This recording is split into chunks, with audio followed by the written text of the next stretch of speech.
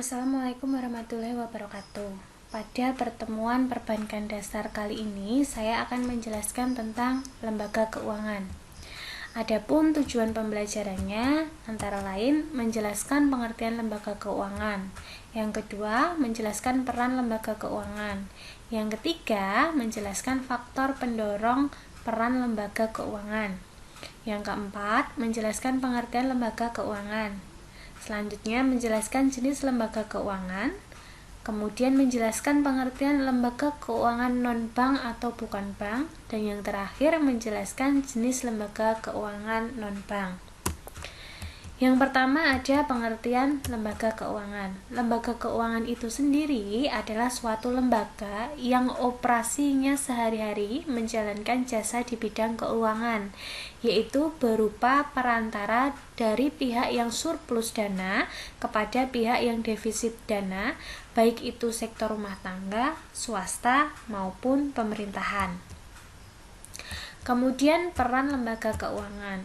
Peran lembaga keuangan di sini terdiri dari 4, yaitu pengalihan aset, kedua likuiditas, ketiga alokasi pendapatan, dan yang terakhir adalah transaksi.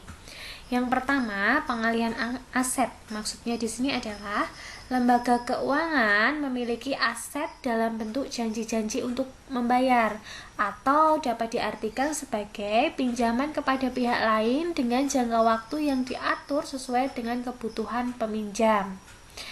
Maksudnya di sini adalah pengalihan aset. Bank menarik nasabah dari tabungan misal. Nah, tabungan nasabah yang mengendap di bank ini dikeluarkan oleh bank untuk kredit nasabahnya. Jadi ada pengalihan aset dari tabungan ke kredit. Kemudian yang kedua yaitu likuiditas. Likuiditas ini berkaitan dengan kemampuan untuk memperoleh uang tunai pada saat yang dibutuhkan. Nah, contoh yang paling cepat dananya cair itu adalah tabungan, karena tabungan di sini dapat diambil sewaktu-waktu. Kemudian yang ketiga, alokasi pendapatan. Alokasi pendapatan adalah maksudnya di sini adalah untuk menghadapi masa yang akan datang. Misalnya, masyarakat di sini memiliki penghasilan yang memadai dan menyadari bahwa masa yang akan datang mereka akan pensiun, sehingga pendapatannya jelas berkurang. Nah, untuk menyiasati itu biasanya misal dibelikan rumah, diberikan tanah, atau dengan ditabung, dengan deposito, dengan giro, dengan mengikuti program pensiun, dengan mengikuti program asuransi, dan lain sebagainya. Kemudian yang keempat ada transaksi. Maksudnya adalah uang yang kita miliki itu untuk keperluan transaksi. Misal kita menabung di bank, nah di dalam tabungan itu bisa kita untuk melakukan transaksi. Misal beli baju online, berarti kita nanti transfer. Nah, uang tabungan kita nanti berguna untuk melakukan suatu transaksi. Kemudian faktor-faktor yang mendorong peningkatan peran lembaga keuangan. Yang pertama, besarnya peningkatan pendapatan masyarakat kelas menengah. Kemudian pesatnya perkembangan industri dan teknologi. Yang ketiga, besarnya denominasi instrumen keuangan yang menyebabkan sulitnya penabung kecil memperoleh akses. Yang keempat, skala ekonomi dan ruang lingkup dalam produksi dan distribusi jasa-jasa keuangan. Yang kelima, lembaga keuangan menjual jasa-jasa likuiditas yang sangat unik. Selanjutnya, keuangan jangka panjang lembaga keuangan. Kemudian, resiko yang lebih kecil. Lanjut, ada jenis lembaga keuangan.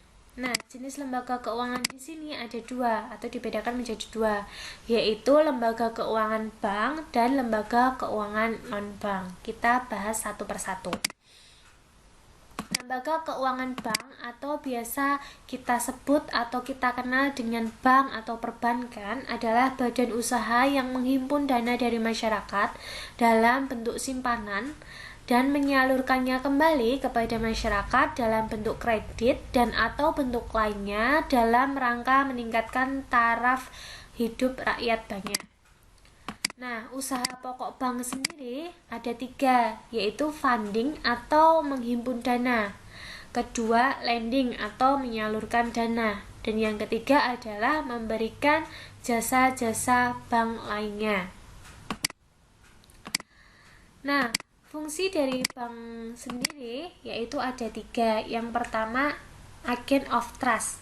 Trust di sini artinya adalah kepercayaan, di mana bahwa masyarakat percaya bahwa uang yang ditabung itu tidak akan disalahgunakan oleh bank dan uangnya akan dikelola dengan baik, bank tidak akan bangkrut, dan pada saat yang telah dijanjikan simpanan tersebut dapat ditarik kembali oleh nasabah.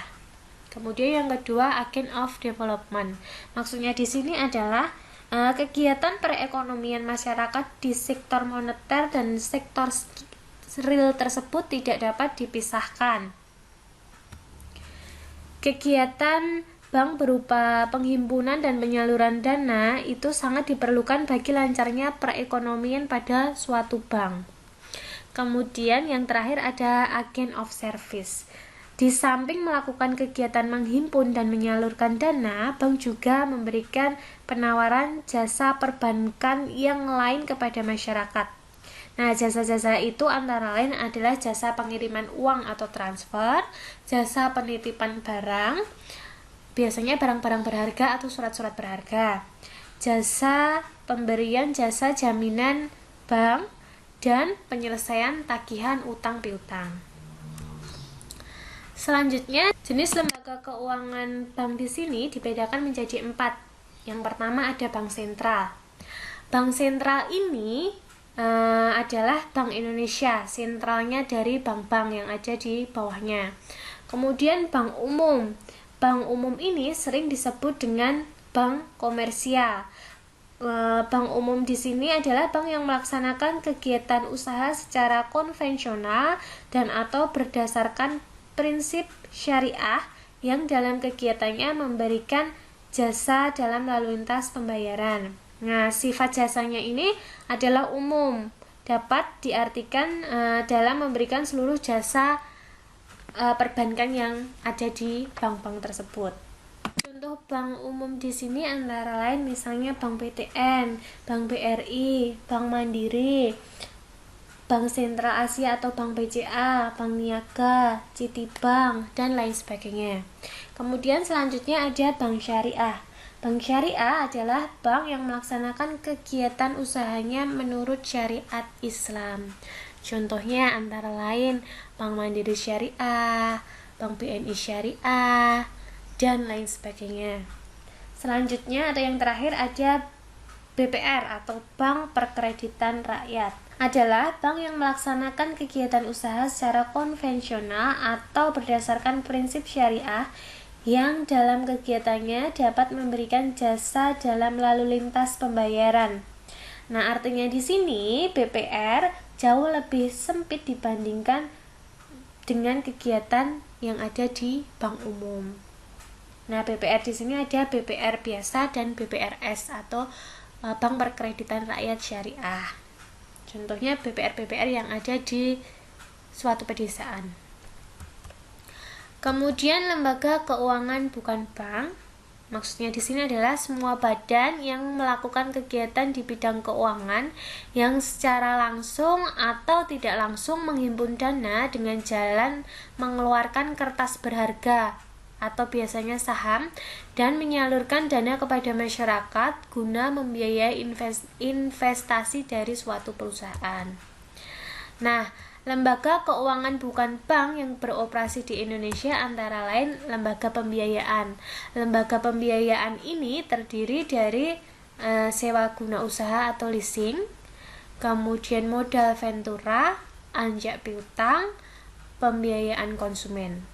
Nah, sewa guna di sini maksudnya adalah pembiayaan usaha dalam bentuk penyediaan barang-barang modal untuk digunakan perusahaan dalam jangka waktu tertentu. Contohnya, jika seseorang ingin memperoleh barang-barang modal secara kredit, maka keseluruhan kebutuhan itu pembayarannya dapat ditutup oleh perusahaan leasing ini. Nah, kemudian orang tersebut atau nasabah tersebut tinggal ngangsur per bulannya. Ini sama seperti anjak piutang, pembiayaan konsumen, dan modal ventura. Bedanya adalah kalau modal ventura itu biasanya antara perusahaan. Kalau pembiayaan konsumen itu adalah pembiayaan yang barang-barang konsumtif, bersifat konsumtif, bukan barang produktif. Kalau anjak piutang sendiri adalah itu pengalihan piutang serta pengelolaan dan administrasi dari piutang tersebut. Jadi tidak semuanya. Kemudian yang kedua adalah perusahaan asuransi, seperti perusahaan asuransi kejiwaan, asuransi kebakaran, dan lain sebagainya. Masih banyak sekali perusahaan-perusahaan asuransi lain. Kemudian Perum Pegadaian. Nah, Perum Pegadaian di sini merupakan salah satu lembaga keuangan bukan bank yang mempunyai kegiatan membiayai kebutuhan masyarakat juga. Nah, baik bersifat produktif dan konsumtif dengan landasan menggunakan hukum gadai. Jadi, kita punya barang berharga, kita belum rela untuk menjual barang tersebut, maka masuknya ke Perum Pegadaian. Kemudian selanjutnya ada koperasi simpan pinjam. Koperasi simpan pinjam ini biasanya untuk mensejahterakan anggotanya.